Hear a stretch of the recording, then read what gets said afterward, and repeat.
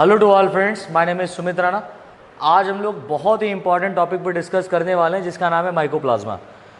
ये हमारे BSc first year के बॉटनी के पेपर में पढ़ना रहता है, जिसमें हम लोगों ने बॉटनी का पेपर फिनिश ही कर लिया था, लेकिन ये शॉर्ट क्वेश्चन आंसर में पूछे जाते हैं। तो जितनी भी यूनिवर्सिटीज़ हैं वहाँ पर शॉर्ट आंसर आते हैं, तो उसमें माइकोप्लाज्मा शॉर्ट आंसर 2 नंबर में आपका पूछा जा सकता है। और माइकोप्लाज्मा के साथ साथ हम लोग और भी एक इम्पॉर्टेंट टॉपिक है जिसको डिस्कस करेंगे, ईस्ट सेल के बारे में, यानी ईस्ट कोशिका जिसको खमीर कहते हैं। इस पर भी कभी कभी शॉर्ट आंसर आता है। और एक इम्पॉर्टेंट टॉपिक है जिसका नाम है ग्राम स्टैंडिंग मेथड, वो भी हम लोग इसी लेक्चर में डिस्कस कर देंगे। और लेक्चर स्टार्ट करने से पहले हम आप लोगों से ये कहना चाहते हैं कि यदि आपको मेरा लेक्चर पसंद आता है तो प्लीज़ उसको शेयर कीजिए, ज़्यादा से ज़्यादा शेयर कीजिए अपने फ्रेंडों को और अपने मित्रों को, जिससे उनका भी बहुत ज़्यादा फ़ायदा हो सके। और आपके व्हाट्सएप ग्रुप तो बने रहते हैं, उन ग्रुप्स में भी इन वीडियो लेक्चर को शेयर कीजिए, लाइक कीजिए, कमेंट कीजिए। और जैसा कि मैं देख रहा हूँ कि बहुत सारे बच्चे परेशान हो रहे हैं कि लेक्चर नहीं अपलोड कर रहे हैं, तो अब मेरी आवाज़ से आपको पता चल रहा होगा कि मेरा थोड़ा सा स्वास्थ्य ख़राब था बेटा। मैं सारे लेक्चर अपलोड करूँगा, आप लोग निश्चिंत रहिए। तो फिलहाल हम लोग जो इंपॉर्टेंट टॉपिक है उसके बारे में डिस्कस करते हैं, जिसका नाम है माइकोप्लाज्मा। माइकोप्लाज्मा को हम लोग पीपीएलओ प्लूरोनिमोनिया लाइक ऑर्गेनिज्म के नाम से भी जानते हैं। तो देखिए, इसमें कुछ खास बात है जो आपको याद रखना है, जैसे कि क्या है, mycoplasma most simplest micro living organism होती हैं। जितने भी माइकोप्लाज्मा होते हैं ये बहुत ही प्रिमिटिव, दैट मीन्स प्रोकैरियोट, या ये प्रोकैरियोट है क्योंकि हम लोग मोनेरा किंगडम देख रहे हैं फिलहाल। तो most simplest micro living organism होती हैं जिनकी खोज नॉकॉर्ड एंड रॉक्स ने 1893 में की थी। क्लियर? फर्स्ट टाइम इन्हें, यानी कि जब ये खोजे गए थे तब फर्स्ट टाइम इन्हें पीपीएलओ कहा गया, लेकिन बाद में इन्हें माइकोप्लाज्मा नाम दिया गया। ठीक है ना, पहले इनको पीपीएलओ के नाम से जाना गया था, लेकिन बाद में इनको माइकोप्लाज्मा नाम दिया गया। माइकोप्लाज्मा को कई अन्य नामों से भी जाना जाता है। कौन कौन से नामों से जाना जाता है वो भी हम लोग डिस्कस कर लेते हैं। इसे हम लोग joker of the plant kingdom कहते हैं, इसे हम लोग जोकर ऑफ माइक्रोबायोलॉजी भी कहते हैं, इसे हम लोग स्पाइरोप्लाज्मा कहते हैं, या इसको हम लोग ग्लैक्सोप्लाज्मा भी कहते हैं। तो कौन कौन सा नाम हुआ याद रखिएगा, joker of the plant kingdom, joker of the microbiology, spiroplasma and ग्लैक्सोप्लाज्मा।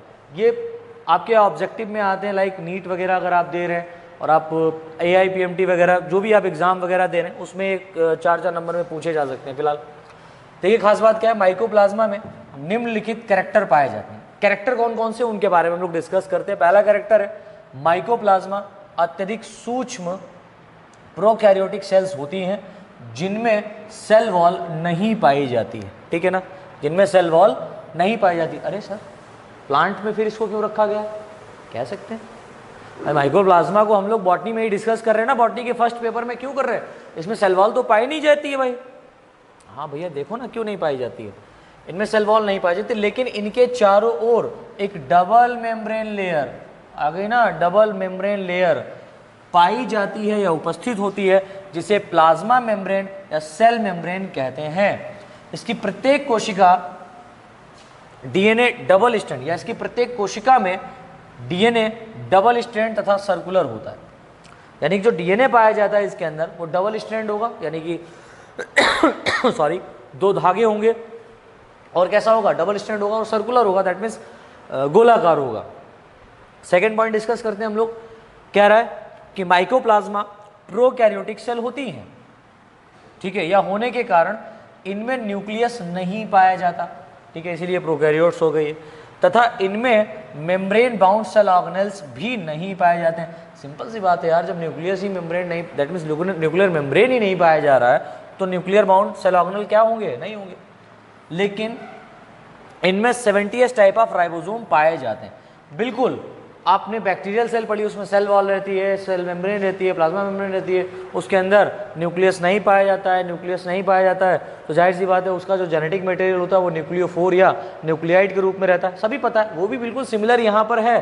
लेकिन खास बात क्या है कि इसके चारों तरफ सेल वॉल नहीं पाई जाती है। और आपसे ये क्वेश्चन पूछा जा सकता है कि भैया कोई ऐसे एक प्रोकैरियोट का नाम बताइए जिसके चारों तरफ सेल वॉल नहीं पाई जाती है, तो वो नाम जाएगा किसका, माइकोप्लाज्मा का। चलिए अगला पॉइंट देखते हैं हम लोग, थर्ड, माइकोप्लाज्मा स्फेरिकल, गोलाकार, ओवल शेप, अंडाकार होती हैं तथा इन सेल्स की साइज वातावरण की परिस्थितियों के अनुसार, यानी कि जो उनका साइज है वो एटमॉस्फेरिक लेवल या एटमॉस्फेरिक कंडीशन के अकॉर्डिंग चेंज होती रहती है।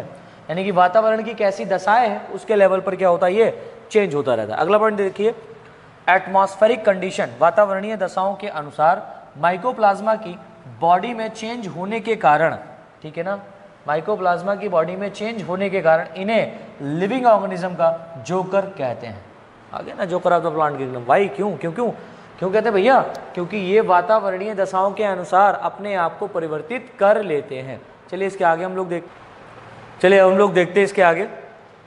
देखिए इसका 5वां पॉइंट है, कह रहा है कि यह सेल ग्राम पॉजिटिव तथा नॉन मोटाइल होती है। ये कैसी होती है? ग्राम पॉजिटिव टाइप की होती है और नॉन मोटाइल होती है। ग्राम पॉजिटिव ग्राम नेगेटिव क्या होता है ये हम लोग मेथड आगे समझ लेंगे, तो आपको समझ में आएगा कि ग्राम पॉजिटिव मेथड क्या है, ग्राम नेगेटिव सेल क्या होती है। इसको क्रिश्चियन ग्राम ने डेवलप किया था, मतलब gram positive gram negative method को दिया था।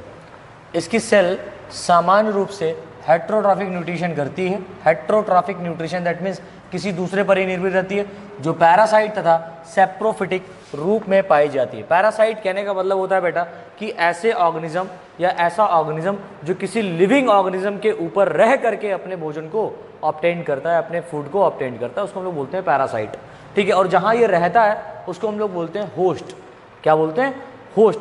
और ये हमारे अंदर रह रहा है ना, लाइक हमारे अंदर कोई बैक्टीरिया वायरस आ गया तो वो हम उसके लिए क्या हो गए? होस्ट। और वो हमारे लिए हो जाता है घोस्ट। क्या हो जाता है? Ghost, GHOST, ghost.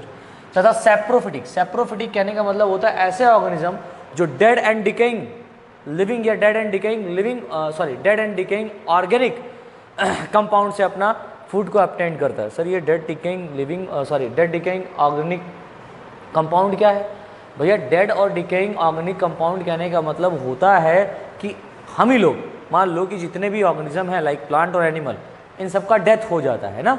तो जब ये डेथ हो जाता है तो क्या होता है कि जो ये माइकोप्लाज्मा साहब है ये उसके पास जाएगा, मरे हुए ऑर्गेनिज्म के पास में, और उसके अंदर ऑर्गेनिक मटेरियल रहता है, तो वहाँ पर जाकर के अपने एंजाइम को बाहर सेक्रीट करेगा और उसको डिसॉल्व करेगा, किसे? वो जो ऑर्गेनिक मटेरियल छोटे छोटे पार्टिकल में चेंज करेगा और सारे जो सिंपल मॉलिक्यूल है उसको ये क्या कर लेता है? ऑब्टेन कर लेता है, और इस बीच में जो एनर्जी यूज़ होती है वो ले लेता है। अच्छा, ये डिकम्पोजर का भी काम कर रहा है।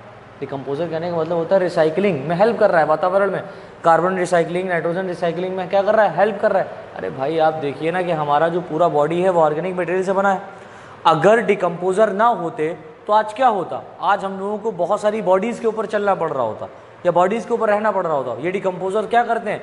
ये डिकम्पोजर पूरे ऑर्गेनिज्म को क्या कर देते हैं? सड़ा देते हैं, गला देते हैं, उसको डिकम्पोज कर देते हैं। चलिए अगला पॉइंट, कुछ पैरासाइट माइकोप्लाज्मा पैथोजन के रूप में भी होते हैं।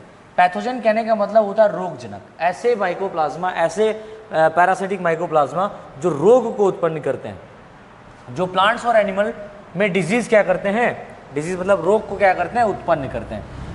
अगला पॉइंट, माइकोप्लाज्मा पैरासाइट के रूप में पौधों की पत्तियों में, प्लांट्स पढ़ा है तो डेफिनेटली पौधों की पत्तियों में ही देख लो, पौधों में देख लो कौन सा डिजीज होता है। माइकोप्लाज्मा पैरासाइट के रूप में पौधों की पत्तियों में एक रोग उत्पन्न करता है जिसे लिटिल लीफ ऑफ ब्रिंजल, जिसे little leaf disease of brinjal कहते हैं, ठीक है, जिसके इन्फेक्शन से प्लांट के लीफ का साइज स्मॉल हो जाता है। इसके इन्फेक्शन से क्या होगा? जो प्लांट है, ब्रिंजल का जो प्लांट है, उसकी जो लीफ होती है वो शॉर्ट हो जाती है, छोटी रह जाती है, ठीक है। अगला पॉइंट देखिए, माइकोप्लाज्मा के द्वारा होने वाले इन्फेक्शन को एंटीबायोटिक के द्वारा समाप्त किया जा सकता है। पहली बात, यानी कि जो एंटीबायोटिक्स हैं उनके द्वारा इसके इन्फेक्शन को क्या किया जा सकता है बेटा? खत्म किया जा सकता है। कौन सी एंटीबायोटिक के द्वारा खत्म किया जा सकता है और कौन सी नहीं, इसके बारे में आप ध्यान रख लीजिए। देखिए एक बैक्टीरिया है जिसके द्वारा क्या किया गया? स्ट्रेप्टोमाइसिन एंटीबायोटिक को निकाला गया। तो स्ट्रेप्टोमाइसिन एंटीबायोटिक का इन पर अधिक प्रभाव पड़ता है, यानी कि एक ऐसी एंटीबायोटिक है जो बैक्टीरिया के द्वारा ही, पेनिसिलिन फंगस के द्वारा, बैक्टीरिया के द्वारा यहाँ पर निकाला गया। कौन? स्ट्रेप्टोमाइसिन एंटीबायोटिक का इन माइकोप्लाज्मा की सेल पर अधिक प्रभाव पड़ता है। लेकिन पेनिसिलिन एंटीबायोटिक, आपने याद किया है, पेनिसिलिन एंटीबायोटिक का माइकोप्लाज्मा पर कोई भी इफेक्ट या प्रभाव नहीं पड़ता है। तो आपको सिर्फ इतना याद रखना है, इसमें 2 पॉइंट याद कर लो यार, रट्टा मान लो। स्ट्रेप्टोमाइसिन एंटीबायोटिक का इन पर प्रभाव पड़ता है, पेनिसिलिन एंटीबायोटिक का इन पर प्रभाव नहीं पड़ता है। चलिए इसकी सेल की अगर हम लोग स्ट्रक्चर देखें तो बड़ा सिंपल सा डायग्राम बना हुआ, अच्छा नहीं बनता यार मेरा। यहाँ पर आप देखिए कि 2 लेयर मिल रही हैं, एक लेयर ये है और एक लेयर ये है, तो 2 लेयर्स है। जो बाहर वाली लेयर है बेटा उसको हम सेल वॉल नहीं कह रहे हैं, क्यों? क्योंकि ये अपना शेप चेंज कर रही है। बाहर वाली लेयर जो है वो स्मॉल है, सॉरी स्मूथ है, तो जो सेल वॉल होती है वो नॉन लिविंग होती है, डेफिनेटली हार्ड होती है। यहाँ पर स्मूथ है और लिविंग है, तो ये भी प्लाज्मा मेम्ब्रेन है, ये भी प्लाज्मा मेम्ब्रेन है। तो बाई लेयर्ड क्या है? Double membrane structure, that means double membrane यहाँ पर पाया जा रहा है, जिसको हम लोग बोल रहे हैं प्लाज्मा मेम्ब्रेन या सेल मेम्ब्रेन। और ये कैसी होती है? बाई लेयर्ड होती है। इसके अंदर जैसे एंट्री करते हैं यहाँ पर बहुत सारा फ्लूइड पाया जाता है, this fluid are also called as cytoplasm. इस साइटोप्लाज्म के अंदर डबल स्टैंडर्ड सर्कुलर डीएनए एक जगह पर क्या रहता है?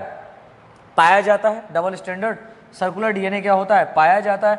और इसमें क्या होते हैं? बहुत सारे 70s टाइप ऑफ राइबोसोम भी क्या होते हैं? पाए जाते हैं। तो 70s टाइप ऑफ राइबोसोम पाया जाएगा, डबल स्टैंडर्ड सर्कुलर डीएनए पाया जाएगा, फ्लूइड भरा रहता है, और ये फ्लूइड चारों तरफ से एक बाई लेयर्ड के द्वारा घिरा रहता है, जिसको हम लोग बोलते हैं डबल मेम्ब्रेन प्लाज्मा मेम्ब्रेन या सेल मेम्ब्रेन।